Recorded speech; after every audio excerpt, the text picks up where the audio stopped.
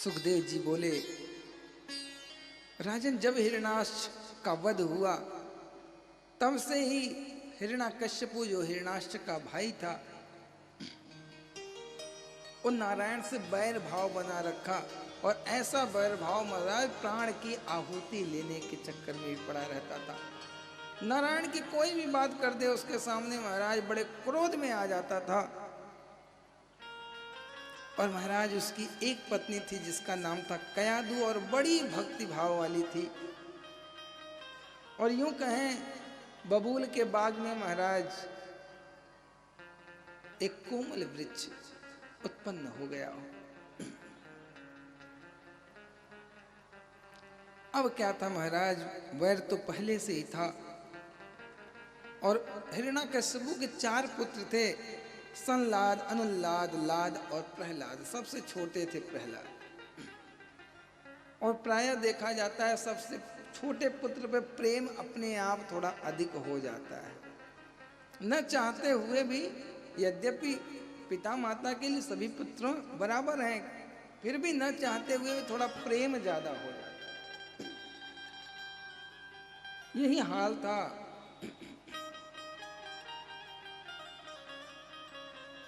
हिरण्याकश्यपु का। बड़ा प्रेम करता था प्रहलाद से। और माता कयादु तो जानती थी ये संस्कारी है, तो प्रेम करना तो वैसे ही बनता ही है।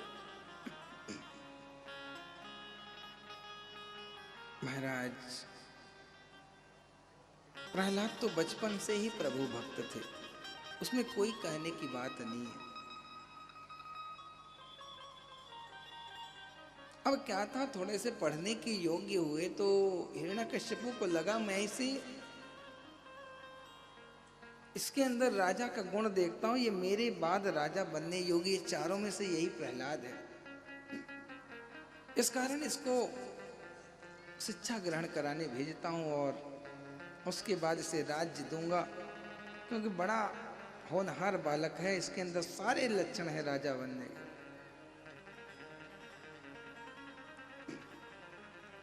अब क्या था, गुरुकुल भेज दिया।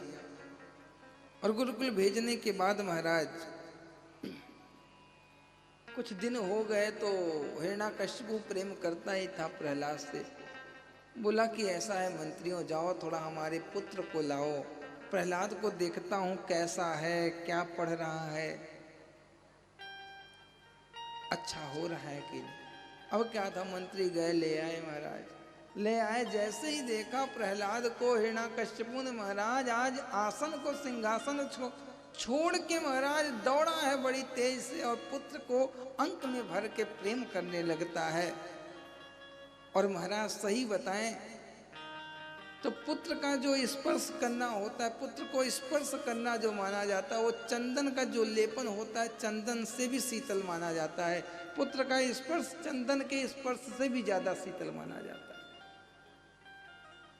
चंदन में उतनी शीतलता नहीं लगेगी पिता को जितना वो अपने पुत्र को स्पर्श कर लिया, छू लिया, उसको बड़ा आनंद आता है, बड़ा शीतलता, बड़ी ठंडी।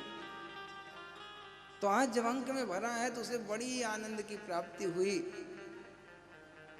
बेटा आओ आओ बेटा, मेरे नयन प्यासे हो गए आपको देखने के लिए, कितना अच्छा है लाला। वात्सल प्रेम जैसे पिता करता है वैसे वो प्रेम करने लगा। उसके बाद आसन पे बैठता है और महाराज बोले, बेटा एक बात बताओ, मैं जानना चाहता हूं तुमने कुछ पढ़ा कि नहीं पढ़ा। बोले पिताजी पढ़ा तो है। बोले बेटा क्या पढ़ा। बोला नारायण की भक्ति पढ़ रहा हूं। और जैसे ही महाराज नारायण का नाम सुना बड़े क्रोध में आ रही, मूर्ख क्या बात करता है, मेरे गुरुकुल में नारायण की भक्ति कहां पढ़ाई जाती है, कुछ अच्छा पाठ बता, अच्छा पढ़ा कि नहीं पढ़ा। प्रहलाद सोचे पिताजी सुनना तो अच्छा चाहते हैं, लेकिन मैं इनको सुना भी अच्छा रहा हूं, लेकिन सुनना तो बुरा चाहते हैं, लेकिन कहते हैं अच्छा बताओ, और अच्छा बताता हूं समझ में नहीं आता इनको। बोले नहीं, मैंने तो अभी नारायण का पाठ पढ़ा है, नारायण की भक्ति कैसे की जाती है।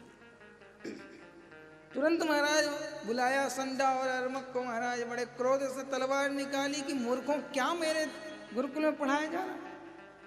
उन्होंने हाथ जोड़ा, प्रभु कैसी बात करते हैं, हम तो जो आपने दैत्यों की पाठशाला की एक अलग विद्या, एक अलग पुस्तक निर्धारित की है, उसी के अनुकूल पढ़ाया जाता है। कहने का मतलब अधर्म की जो विद्या है वही पढ़ाई जाती है। जैसे आजकल अन्य पंथों में देखा जाता है, एक पंथ ऐसा भी है हमारे बीच, आपके बीच, जिसमें अधर्म की शिक्षा पढ़ाई जाती है। ऐसे ही दैत्य था, वो तो अपना एक अलग वेद पुराण रचवा दिया कि जो मैं पुस्तक निर्धारित कर रहा हूं इसके अनुकूल पढ़ाया जाएगा।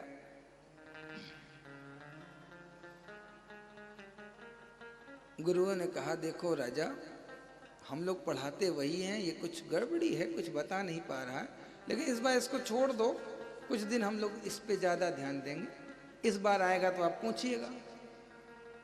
बोले ठीक है, यदि आप लोग कहे तो एक मौका मैं दे देता हूँ, लेकिन दोबारा गलती नहीं होनी चाहिए। बोले ठीक है भाई, दोबारा गलती नहीं होगी। अब क्या था महाराज, ले गए। बोले प्रहलाद बेटा ये बताइए पाठ मैंने कब पढ़ाया? बोले गुरुजी आप पढ़ाते कुछ और हैं, लेकिन मुझे कुछ और ही आ जाता है। बोले बेटा अब आ जाता है, लेकिन अब नहीं आना चाहिए, अब जो पढ़ाएंगे वही पढ़ना है। बोले ठीक है गुरुजी। पढ़ाने लगे अधर्म का पाठ, लेकिन महाराज हमारे प्रहलाद जी को नारायण के सिवा और कुछ सूझे नहीं। बैठे जरूर रहे, लेकिन वो पाठ में ध्यान नहीं था उनको। अब महाराज कुछ दिन बीत गया, फिर हिरण्यकश्यपु ने कहा भाई फिर से बुला के लाओ मेरे बेटे को, इस बार देखता हूं क्या पढ़ाया है इन लोगों ने।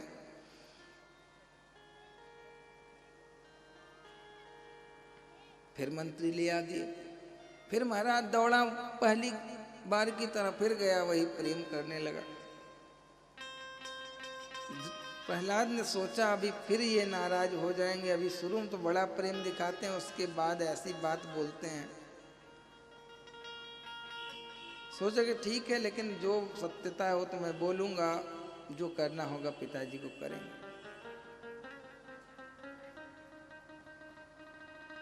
अब क्या था महाराज, कहा बेटा इस बार तो मुझे लग रहा है कि अच्छा पाठ पढ़ा हुआ है।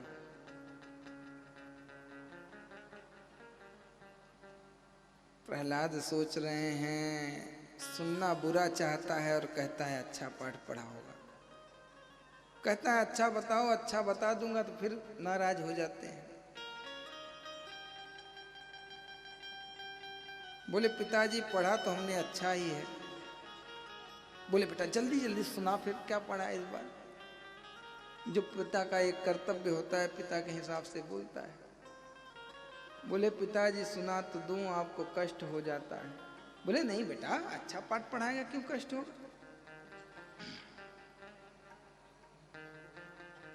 बोले ठीक है मैं बताता हूं मैंने क्या पढ़ा है। महाराज अब तो बताने लगे नवधा भक्ति, जो 9 प्रकार की परमात्मा की भक्ति है। श्रवण कीर्तनम विष्णु, स्मरणम पाद सेवनम, अर्चनम वंदनम दास, संख्यम आत्मनिवेदनम। नवधा भक्ति बता दी। श्रवणम कीर्तनम विष्णु, स्मरणम पाद सेवनम, अर्चनम वंदनम दास्य, संख्यम आत्मनिवेदनम।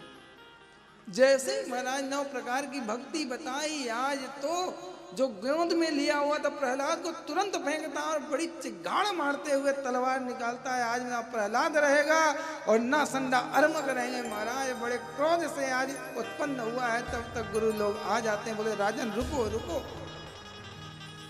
क्या कर रहे हैं आप? अपने पुत्र की हत्या अपने हाथों, कैसा इतिहास आप रचना चाहते हैं? बोले आप तो हमसे बात ही ना करें, इसके बाद आपका ही नंबर है। बोले अरे क्या बात करता है? बोले हाँ, अब इसमें कोई दो राय नहीं है।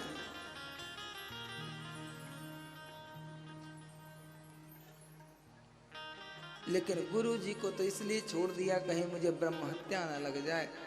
लेकिन प्रहलाद जी को सोचा कि वास्तव में बात तो गुरु ठीक ही कह रहा है, अपने पुत्र की हत्या अपने हाथों ठीक नहीं होगी। लेकिन दुष्ट प्रवृत्ति होने के कारण उसने महाराज सोचा कि मैं नहीं हत्या कर सकता तो मेरे ये मंत्री गण तो कर सकते हैं महाराज। तुरंत आदेश दिया, इसको एन केन प्रकार जैसे हो सके इसकी हत्या करो, इसको मृत्यु दो, जैसे मन करे वैसे करो, इसको पहाड़ से फेंको, कुएं में ढकेलो, अंधकार में ले जाओ, मारो पीटो, हाथी से दबाओ, जैसे भी हो इसकी मृत्यु मुझे हो चाहिए।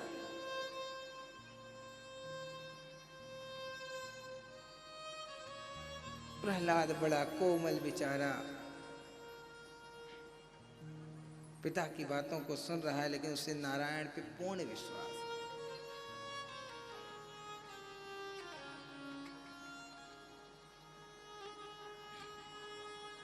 लेकिन तब तक महाराज संडा अर्वक ने कहा, परमात्मा एक बार मुझे इसे और छोड़ने दो, एक बार मैं और सिखाता हूं, अगर ये सीख गया तो अब आपने तो उपाय करना चाह। बोले मैं पहले अपना उपाय कर लूंगा, उसके बाद आप आना।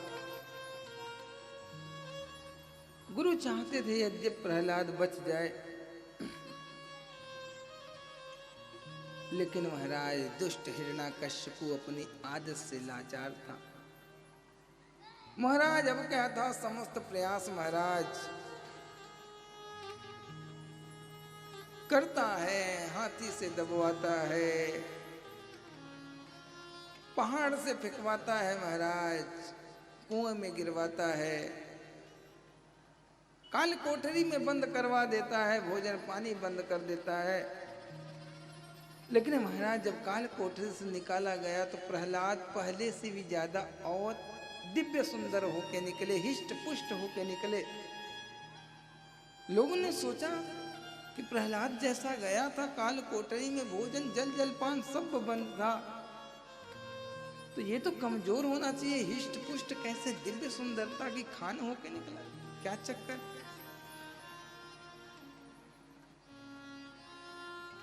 लेकिन महाराज उसका कारण बस यही था कि जो परमात्मा के ऊपर समर्पित हो जाता है, पूर्ण विश्वास करता है, उसका हर पल पे परमात्मा साथ देता है।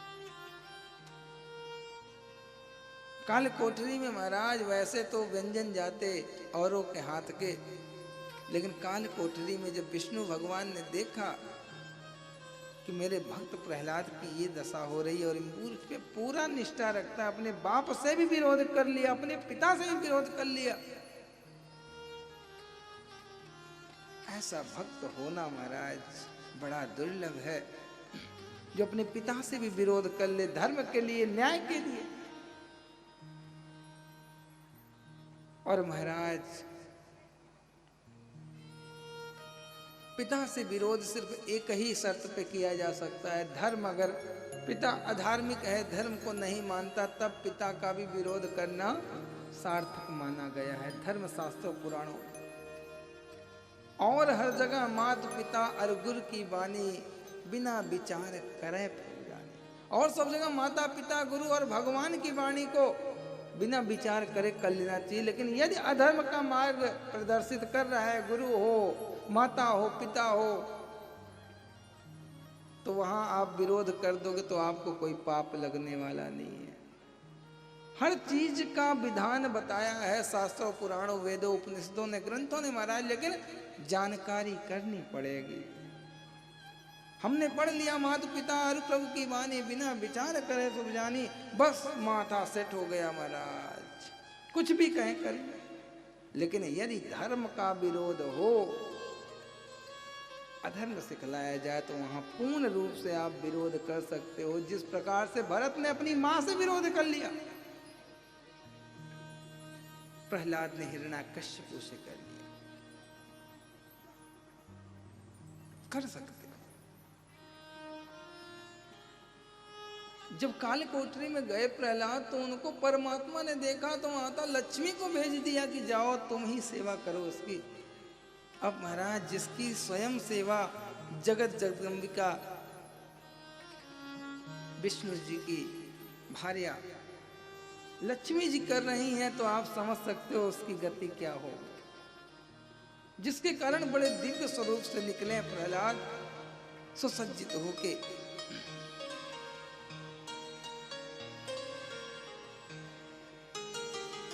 अब महाराज जब निकले थक हार गए तो हिरण्यकश्यपु की बहन आती है, बोला भैया आप बहुत परेशान हो रहे हो, घबराइए नहीं, मेरे पास भी एक उपाय है।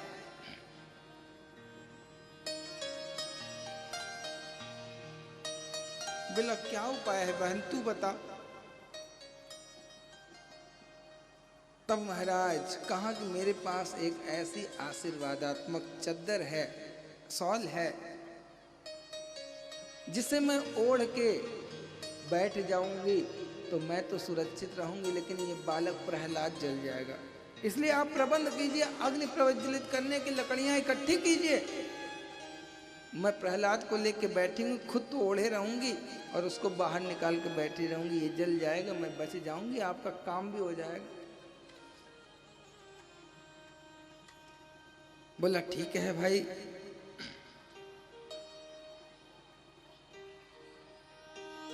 तुरंत लकड़ियों की व्यवस्था की और होलिका हुंडा महारानी को कहा आदेश कर दिया, जाओ ठीक है। गई, बेटा आओ बालक प्रहलाद, मैं तुम्हारी बुआ हूं, आओ एक और खेल खेला जाए। प्रहलाद ने समझ लिया मेरी बुआ मेरे पिता की तरफ है, ये कौन सा खेल खेलना चाहती है मैं जानता हूं, लेकिन परमात्मा मेरे साथ है, कोई भी खेल खेले खेले, मेरा परमात्मा मुझे चाहेगा तो लेगा, नहीं चाहेगा तो बचाएगा।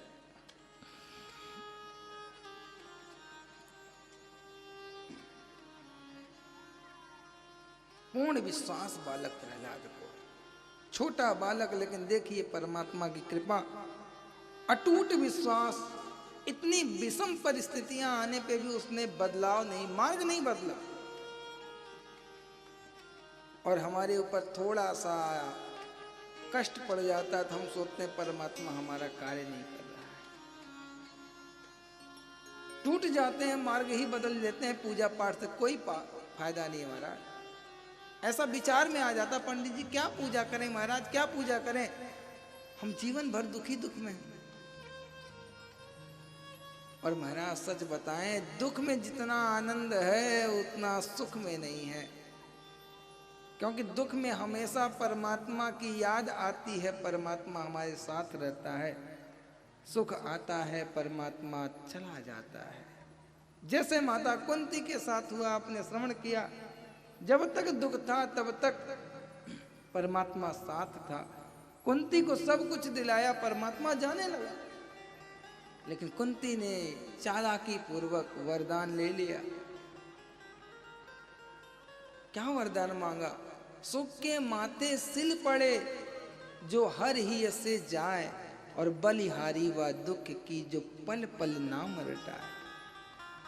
अरे कन्हैया कैसी बात करता है, जब तक सुख था तब तक तो तू गायब रहता है, और दुख में ही तू आनंद देता है, तो मुझे सुख नहीं चाहिए, उसके मस्तक पे तो सिल पड़ जाए, मुझे तो दुख दे दे तू, बस इतना चाहिए। तो चालाकी तो उसी में है, परमात्मा दुखी रख रहा है तो ये समझो कि हम बड़े कृपा पात्र हैं। सुखी होने के बाद नहीं हो पाता महाराज, फिर दिखावा होता है, आडंबर होता है, सिर्फ लीपा पोती होती है धर्म करना, क्योंकि वास्तविक में दुखी जो होगा उसके हृदय से प्रभु के प्रति प्रेम होगा, क्योंकि उसके पास कुछ है नहीं। सुखी हो गया तो परमात्मा अपने साइड में जाएंगे, कभी लड्डू चढ़ा देंगे, कभी फल ले जाएंगे, हाँ परमात्मा ठीक है तुम्हारे नाम से ले आ रहा हूं बस, लेकिन वास्तविक जो भाव का लगाव है वो नहीं हो पाएगा। और परमात्मा तो भाव का भूखा है महाराज। हुंडा रानी बैठी महाराज प्रहलाद को लेके, बिना विरोध के बैठ गए, देखा जाएगा हुंडा रानी बैठ गए। अब क्या था, बोली हुंडा रानी लगा दो भैया, आग लगा दी महाराज। आग पूरा अपना वास्तविक स्वरूप लेते हुए हाहाकार मच गई महाराज, लगा कि अब तो लगता है कि हुंडा भी जल जाएगी, प्रहलाद तो गया ही महाराज। सब लोग जोर जोर से चिल्लाने लगे, लेकिन पवन देव ने अपनी लीला दिखाई और चद्दर को उड़ा के महाराज प्रहलाद को लपेट दिया। हुंडा महारानी बैठ गई वैसे और अग्नि ने महाराज हुंडा महारानी को जला दिया। ऐसे दिव्य हुए प्रहलाद जी। हुंडा महारानी आज जल गई है अग्नि के द्वारा और प्रहलाद निकले हैं। और तभी से महाराज होली का जय जयकार होने लगा। तभी से लोग राख लगा लगा के महाराज होली मनाने लगे। और आज हम सभी के बीच में होली आती है। परमात्मा की लीला देखिए, पवन देव को भेज के तूफान चला दिया। जो चद्दर संभाली बैठी थी वो चद्दर उल्टा होके लग गया, परमात्मा ने लगा दिया प्रहलाद को। हुंडा महारानी वैसी हो गई, जल गई अग्नि के द्वारा। प्रहलाद स्वस्थ निकल गए।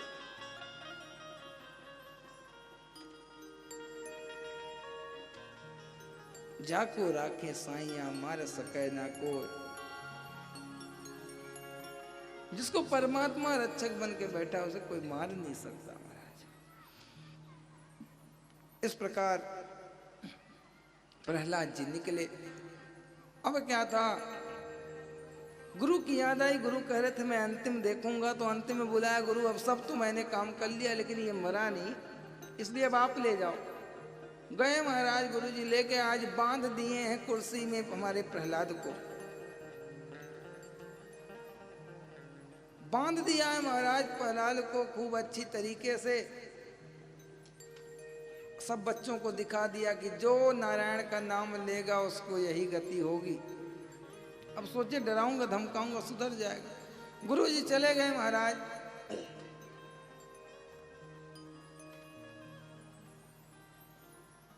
अब प्रहलाद के मित्र तो समय पा गए। प्रहलाद के मित्र ने पूछा कि प्रहलाद ये बताओ तुम्हें इतना कष्ट मिलता है नारायण का नाम लेने में, एक नारायण के नाम के कारण तुम्हें इतना मारा पीटा जाता है, इतना सताया जाता है, फिर भी तुम्हें कष्ट नहीं होता क्या?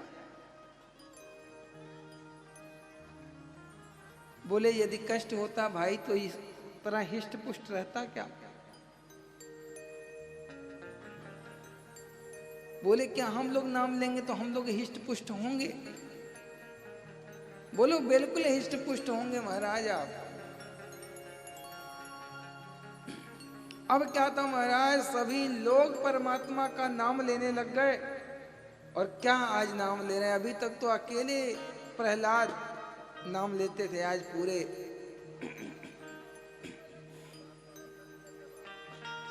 मित्र मंडली को ही अब नारायण का नाम लेने लगते हैं। और क्या नाम ले रहे हैं? ओम नमो भगवते वासुदेवाय। ओम नमो भगवते वासुदेवाय। ओम नमो भगवते वासुदेवाय। ओम नमो भगवते वासुदेवाय। वासुदेवाय बोलो नंद नंदनाय। वासुदेवाय बोलो नंद नंदनाय। वासुदेवाय बोलो नंद नंदनाय। वासुदेवाय बोलो नंद नंदनाय। ओम नमो भगवते वासुदेवाय। ओम नमो भगवते वासुदेवाय। ओम नमो भगवते वासुदेवाय। ओम नमो भगवते वासुदेवाय। अब क्या था महाराज, ओम नमो भगवते वासुदेव का अकेले करना प्रारंभ किया। उसके साथ मित्र मंडली भी प्रारंभ कर दिया महाराज। गुरु ने देखा महाराज अब तक तो अकेले रोग लगा था प्रहलाद में, अब तो पूरे गुरुकुल में रोग लग गया, ऐसा ठीक नहीं है। बड़े क्रोध में आए महाराज और प्रहलाद को पकड़ते हैं। जैसे ही पकड़ा महाराज, आज गुरु भी ओम नमो भगवते वासुदेव का जाप करने लग गए। तब महाराज कानों में आज पहुंचे हिरण्याकश्यपु को। हिरण्याकश्यपु ने महाराज बड़े क्रोध में आया कि लगता है गुरु भी पागल हो गया प्रहलाद के साथ। दौड़े दौड़े आता है महाराज, आज मुक्का से प्रहार किया है पृथ्वी पर और हाहाकार होते हुए महाराज तब जाके ओम नमो भगवते वासुदेव का जाप बंद होता है। तुरंत महाराज प्रहार को पकड़ा और राज्य में ले गया और बोला चल बता तेरा नारायण कहाँ कहाँ है बता। कहा प्रभु हर जगह है, जहाँ पे आप चाहे वहाँ पे है। बोले बता क्या इस खंबे में भी है तेरा नारायण? बोले बिल्कुल है महाराज है। तुरंत महाराज बड़े क्रोध में आज गदा का प्रहार किया है खंबे में और टहास करते हुए नरसिंह भगवान निकले हैं। बोले नरसिंह भगवान की नरसिंह भगवान आ गए महाराज। आज पंजे से पंजे मिलाया हिरण्याकश्यपु से और महाराज इतने सारे व्रत मांगा था, ना दिन मरूं ना रात मरूं, ना किसी शस्त्र तो किसी से ना मरूं महाराज। आज सभी उसको गिना दिए, देख ले ना दिन है ना रात है, ना कोई अस्त्र है ना शस्त्र है महाराज। आज इन पहने पहने नाखूनों से ही तेरा मैं जीर्णोद्धार करूंगा महाराज। और लेके महाराज जंगा पे पटका है, आज उसका पेट ही चीर दिया है और प्राणांत हो गए। बोलो नरसिंह भगवान जय हो। इस प्रकार महाराज नरसिंह भगवान प्रकट हो गए खंबे से। एक प्रहलाद के लिए परमात्मा एक नरसिंह का रूप धारण करते हैं खंबे से। तो महाराज जो परमात्मा की भक्ति वास्तव में करेगा उसके लिए किसी न किसी रूप में, प्रत्यक्ष या अप्रत्यक्ष रूप में परमात्मा आ जाता है। जैसे आए बालक को देखने लगे महाराज, आज उनका रूप देख के सब थर थर कांप रहे हैं। ब्रह्मा की हिम्मत नहीं हो रही है जाके महाराज उनके पास बोल सके। ब्रह्मा भी कांप रहे हैं। शिव जी कह रहे हैं भाई मैं नहीं जाऊंगा क्योंकि नंदी मेरा शेर को देख के वैसे ही भागता है महाराज। नंदी ने कहा प्रभु मैं नहीं जाऊंगा। ब्रह्मा जी ने कहा नहीं शिव आप मनाइए। शिव ने कहा चल नंदी। महाराज जैसे ही नंदी को आदेश किया, नंदी तो महाराज पीछे भागने लगा और भागते भागते कैलाश पर्वत पे चला गया कि महाराज नरसिंह से मैं कैसे युद्ध करूंगा। तब महाराज देवताओं ने कहा महाराज किसी तरीके से इनको शांत कीजिए, नहीं हाहाकार मच जाएगा। अगर कोई नहीं डरा तो सिर्फ प्रहलाद नहीं डरा, बस बाकी सब डर गए। ब्रह्मा जी जाते हैं, लक्ष्मी को प्रणाम करते हैं, देवी आप उनकी भार्या हैं, पत्नी हैं, थोड़ा सा आप उपाय कीजिए, स्तुति कीजिए, मान जाएं बड़े। इसमें उनका बहुत क्रोध में है प्रभु। लक्ष्मी ने कहा घबरावा नहीं, मैं हूं। कितना भी क्रोध रहता है महाराज, पत्नी यदि प्रेम से बोल दे तो पति मान जाता है थोड़ा। लक्ष्मी ने सोचा घबराओ नहीं, बहुत मैंने मनाया है और मना लूंगी चल के, चिंता नहीं करो। लक्ष्मी सज धज के महाराज सोने की थाली लेके आती है और आके जैसे ही आने लगी और आगे बढ़ी महाराज, बड़े तेज से आज गर्जना की है नरसिंह भगवान ने। मैया लक्ष्मी ने सुना महाराज, थाली गली पलटी और भागी स्वर्गलोक महाराज। लक्ष्मी ने कहा ब्रह्मा जी मेरे बस की बात नहीं है, आप ही मनाओ। ऐसे तो आज तक इनका कभी हमने स्वरूप नहीं देखा, ये तो इतने क्रोध में है। आज लक्ष्मी भी हार गई महाराज, नहीं मना पाई। तब ब्रह्मा जी का दिमाग खुला कि हो न हो प्रहलाद डर नहीं रहा, ये जाएगा तो जरूर परमात्मा मान जाएंगे। अब क्या था, ब्रह्मा जी ने सिखाया बेटा जाओ मनाओ, नहीं तो सृष्टि खत्म हो जाएगी।